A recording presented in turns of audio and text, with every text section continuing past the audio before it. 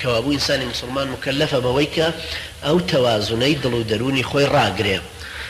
زور خشونة آميز نبي زور بزبري تعامل لقل خلشيان نكا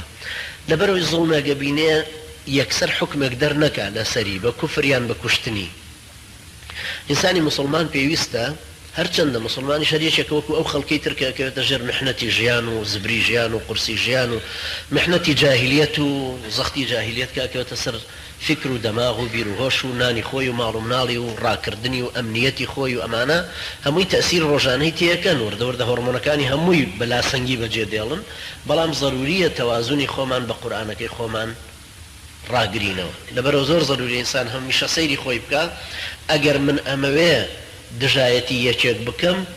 دژایەتەکەم لەبەر خاتری ئەم سێ سیفەتەی بێ یەکێ بێ لەوانەی کە دژایەتی دینەکەی کردووە یا مسلمانانی دەرپەڕاندووە یان هاوکاری ئەو کەسانی کردو کە مسلمانانیان دەرپەڕاندووە شوێنی خۆیان و دەریان کردوون ئەمانە سەبەبن بۆ دژمندارێتی نەک لە خۆنەوە بە هەر سیفەتێکی تر بێنجا هیواداریشم ئەمەش ببێتە مایەی ئەوەی کە هەر یەکێک لە ئێمە مراجعی نەفسی خۆی بکاتەوە بۆ ئەوەی تەوازونێکی قورئانی لە دڵ و دروونمانە هەمیشە ڕاگرین بۆی کە ڕقمان هەستا لەبەر خاتری خوا بێ کە هێدیش بووینەوە لەبەر خاتری خوا بێ ئەنجا چەند خراپە ئینسان لە تووڕەبوونی خۆیان بڕوا حکمێ دەرکا و تەنفیزی کە ئەوەندەش خراپە ئینسانی مسلمان ترسنۆک دەرچێ یان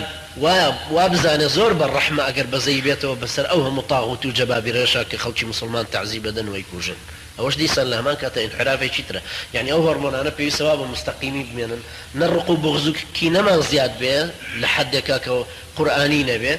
نەسۆز و بەزەی و شەفەقەتیشمان بێ وای لێ بێ دوعا بۆ ئیبلیسیش بکەین ئەوە طبعا بالتأكيد جورك الانحراف إنسان مسلمان بيست هردو صفتي رحمة وشفقة كشي هبه للايك ولا لايك تريشوا أو تندو تيجي قرآن يشي هبه بو ببابا سببك بو عزتي مسلمانان وباراستني مقدسات إسلام